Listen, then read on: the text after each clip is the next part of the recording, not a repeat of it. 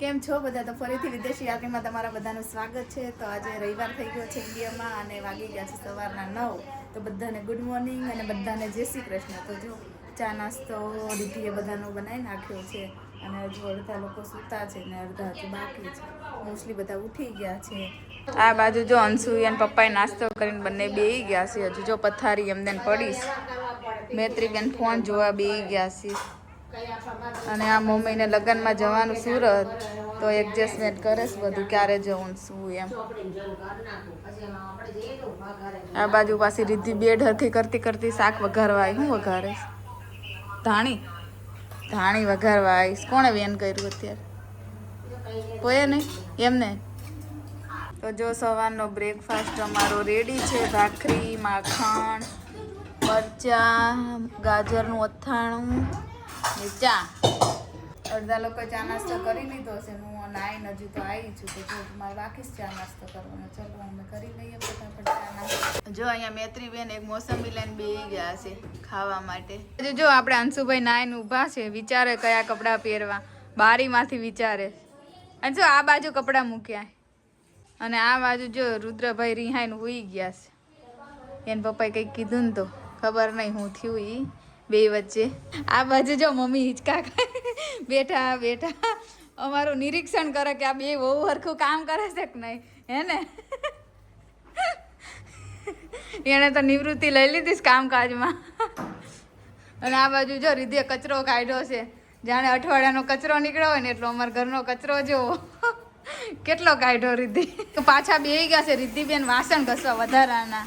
સવારના તો જો આ ઉટકીને મૂકી દીધા હતા મેં, પાછા જો આટલા બધા નીકળી ગયા છે.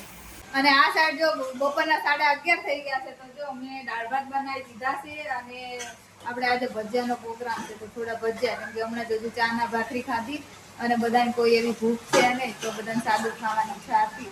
તેમ છતાં સાઈડમાં ભજીયા કરે. બધાને આમ તો દાળ ભાત જ ખાવા હતા.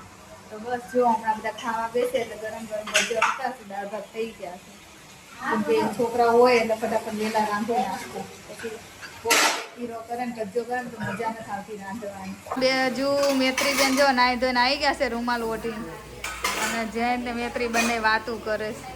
તો ચાલો 11:15 થઈ ગયા છે અને આજે જવાનું છે અમારા દવાખાને. કેમ કે અમારા 2 દિવસની તબિયત બહુ કંઈ સારી રહેતી નથી. થોડું પેટમાં દુખે ને ગળામાં દુખે ને એવું બધું થાય છે. એટલે હજુ ઇન્ડિયામાં એડજસ્ટ થતાં થોડી વાર લાગે એવું લાગે છે. કેમ કે થોડું 2-3 દિવસ સારું રહ્યું, પણ હવે એવું તબિયતમાં થોડુંક એવું થઈ ગયું છે. તો જો હું જઈને જઈએ છે દવાખાને. રિપોર્ટ તો કરાયો છે, તો જોઈએ કે શું થાય છે એમ આગળ.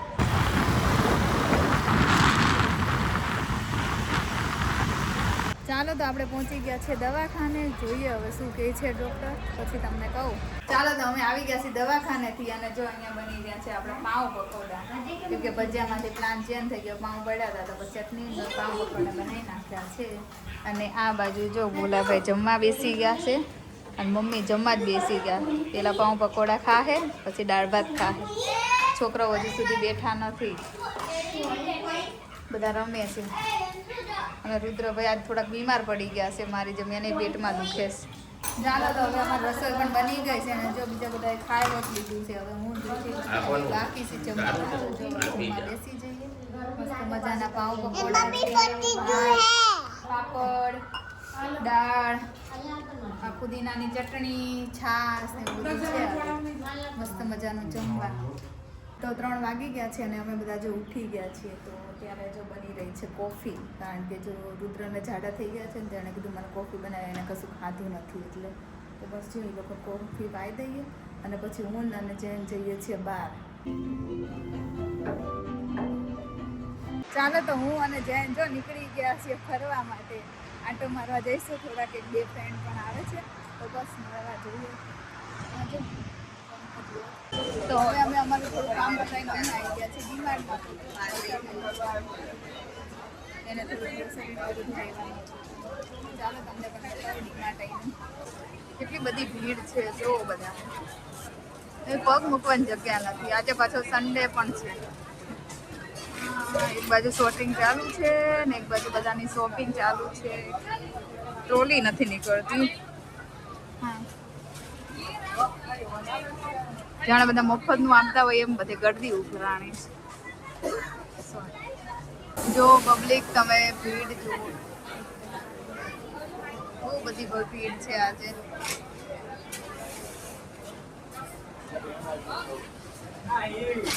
એક સ્ટેશન એવું નથી કે ત્યાં કોઈ પબ્લિક નથી. બધા સ્ટેશન બધાને બધું લેવાનું છે આજે, એવું લાગી રહ્યું.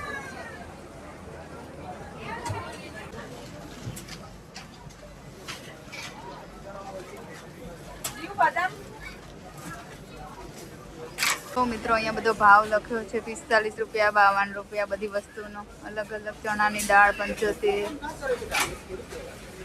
હજુ આખો ઓઇલનો ડિપાર્ટમેન્ટ છે. વાસણનો ને એનો બધો સામાન મળે અહીંયા.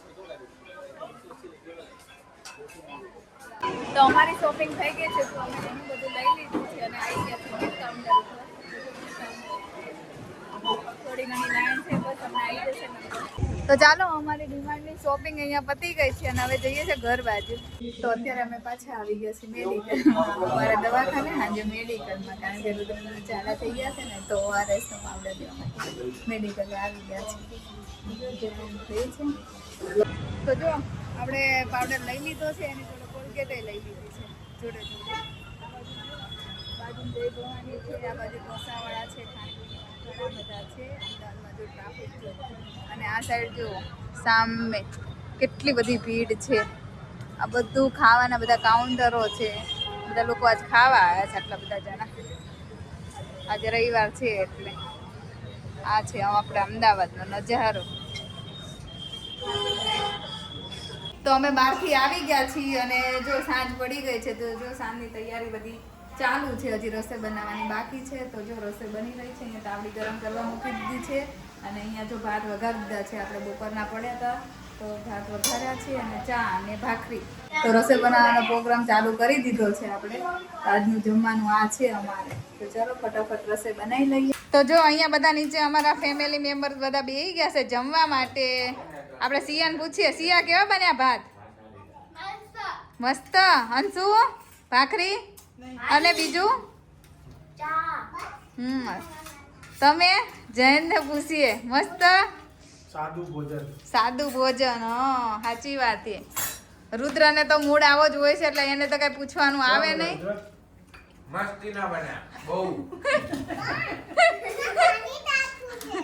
અને પપ્પા તો જો ખૂણા બેસી ગયા શાંતિથી આરામથી મૂંગા મોઢે. અને આ બાજુ મમ્મી કેમ આમના બેઠા હશે, જગ્યા નહીં મળતી. શું અમારા ઘરે આવું જ હાલે. અને અમારા રિદ્ધિબેન જો કોની વાટ જોવે ખબર નહીં. કોની વાટ જોવે સલી? મારી. ઓહો કેટલા વર્ષે વરદી પછી મારી વાટ જોતા થઈ ગઈ. ચાલો હું પણ હવે જમવા બેસી ગઈ છું. પણ આ બધાનો રિવ્યુ પ્રમાણે જો અમારા પાપડ છે ને થોડા ખારા આવી ગયા છે. લિજ્જતના છે, કંપનીના છે, તો પણ ખબર નહીં કેમ. તો હવે તમને ખબર હોય કમેન્ટ કરજો પાછા. અમારે તો બહુ ખારા આવી ગયા છે બાપા. રેગ્યુલર અમે આ જ લાવીએ છીએ, પણ આ વખતે 2 પેકેટ લીધા ને તો ખારા આવી ગયા.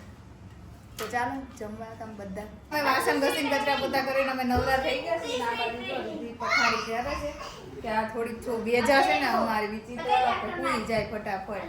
વાગી નથી ગયા બહુ બધા, હજી 8:30 થયા છે. આ લોકો હુવડાવવાના છે. હું હોય 11 વાગે, ખબર નહીં હવે વહેલા હુઈ જાય તો. જો રાતની મસ્તી જુઓ તમે બધાની. વધારે તો બધી નાની જ છે. અને આ બાજુ જો રીધી નકરી રાયડું નાખે છે. આ નાની છે ને એ અમારે થોડીક છે વિચિત્ર.